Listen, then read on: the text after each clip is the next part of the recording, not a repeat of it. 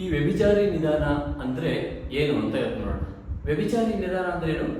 ಯಾವುದು ರೋಗವನ್ನು ಉತ್ಪತ್ತಿ ಮಾಡೋದಿಲ್ವಾ, ರೋಗ ಉತ್ಪತ್ತಿಕಾರಕ ಅಲ್ಲ, ಆ ನಿಧಾನವನ್ನು ವ್ಯಭಿಚಾರಿ ನಿಧಾನ ಅಂತ ಕರೀತಾರೆ.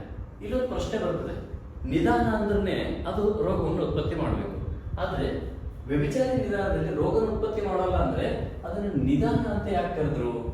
ಇದು ಪ್ರಶ್ನೆ.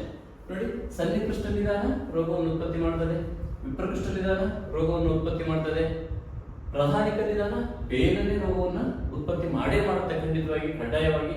ವ್ಯಭಿಚಾರಿ ನಿಧಾನ ಮಾತ್ರ ರೋಗವನ್ನು ಉತ್ಪತ್ತಿ ಮಾಡೋದಿಲ್ಲ. ರೋಗ ಉತ್ಪತ್ತಿಕಾರಕ ಅಲ್ಲದ ಒಂದು ಕಾರಣವನ್ನ ನಿಧಾನ ಅಂತ ಯಾಕೆ ಕರೆದ್ರು ಆಚಾರ್ಯರು? ಇದು ಬಹಳ ಇಂಪಾರ್ಟೆಂಟ್. ಇದನ್ನ ನಾವು ಅರ್ಥ ಮಾಡ್ಕೊಂಡ್ರೆ ಚಿಕಿತ್ಸೆ ತುಂಬಾ ಹೆಲ್ಪ್ ಆಗ್ತದೆ. ನೋಡೋಣ, ವ್ಯಭಿಚಾರಿ ನಿಧಾನ ಯಾಕೆ ನಿಧಾನ ಅಂತ ಕರೆದ್ರು ಅಂತ. ಡೆಫಿನೆಟ್ಲಿ ಇದೊಂದು ಕಾರಣ, ರೋಗಕಾರಕ ಅಂಶ, ರೋಗಕಾರಕ ನಿಧಾನ ಇದೆ ನೋಡೋಣ. ಆದ್ರೆ ಇದು ವ್ಯಭಿಚಾರಿ ಆಗೋದು ಯಾವಾಗ ಅಂದ್ರೆ ಈ ವ್ಯಕ್ತಿಯಲ್ಲಿ ವ್ಯಕ್ತಿ 1 ಪರ್ಸನ್ 2 ಅಂತ ಇದೆ ಅನ್ಕೊಳ್ಳಿ. ಪರ್ಸನ್ 1 ನಲ್ಲಿ ಇದು ಏನು ಕೆಲಸ ಮಾಡಕ್ ಆಗ್ತಿಲ್ಲ, ಯಾಕಂದ್ರೆ ಈಸ್ ಎ ಬಲವಾನ್ ಧಾತು ಇದೆ, ಬಲವಾನ್ ಧಾತು ಪುರುಷ ಇದ್ದಾನೆ. ಇಲ್ಲಿ ರೋಗೋತ್ಪತ್ತಿ ಮಾಡಲ್ಲ. ಈ ಪುರುಷನಲ್ಲಿ ಈ ನಿಧಾನ ವ್ಯಭಿಚಾರಿಯಾಗಿದೆ ಅಂತ ಅರ್ಥ.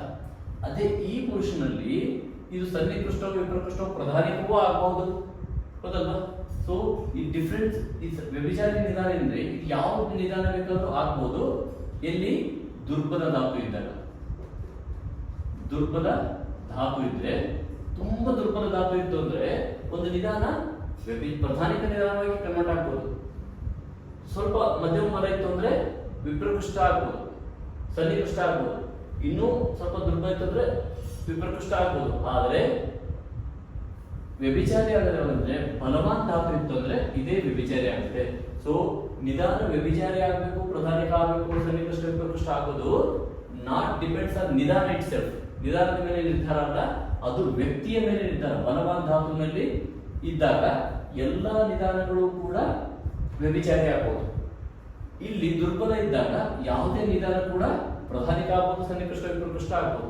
ಬಲವಾನ್ ಡಿಪೆಂಡಿಂಗ್, ತುಂಬಾ ದುರ್ಬಲ ಇದ್ರೆ ಪ್ರಧಾನಿಕ ಆಗ್ಬಿಡುತ್ತೆ, ಇಮಿಡಿಯೇಟ್ ಆಗಿ ಡಿಸೀಸ್ ಉತ್ಪತ್ತಿ ಮಾಡುತ್ತೆ. ಹಾಗಾಗಿನೇ ಯಾವುದೇ ಸೊಳ್ಳೆ ಕಡಿದ್ರೆ ನಮಗೆ ಎಲ್ಲರಿಗೂ ಡೆಂಗ್ಯೂ ಬಂದಿರೋಂಥ ಸೊಳ್ಳೆ ನಮಗೆ ಕುಡಿದ್ರೆ ಎಷ್ಟೋ ಸರಿ ಡೆಂಗ್ಯೂ ಬರಲ್ಲ, ಅದು ವ್ಯಭಿಚಾರಿ ನಿಧಾನ ಆಗಿಬಿಡ್ತು.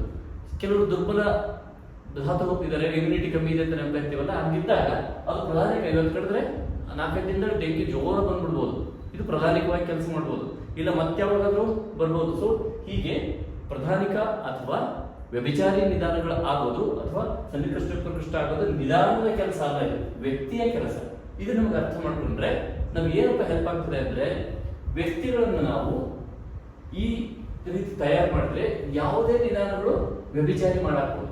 ಸೊ ಆಯುರ್ವೇದ ವೈದ್ಯನ ಕರ್ತವ್ಯ ಏನಂದ್ರೆ, ಎಲ್ಲಾ ನಿಧಾನಗಳು, ಜಗತ್ತಿನಲ್ಲಿ ನಿಧಾನಗಳನ್ನ ಹೋಗ್ಲಾಡ್ಸಕ್ಕಾಗೋದಿಲ್ಲ, ನಿಧಾನಗಳು ಇದ್ದೇ ಇರ್ತದೆ, ಕಾಲದಲ್ಲೇ ಇರ್ತದೆ, ಪ್ರಕೃತಿಯಲ್ಲೇ ಇರ್ತದೆ, ಆಹಾರದಲ್ಲಿ ಇರ್ತದೆ, ನಿಧಾನಗಳು ಇದ್ದೇ ಇರ್ತದೆ.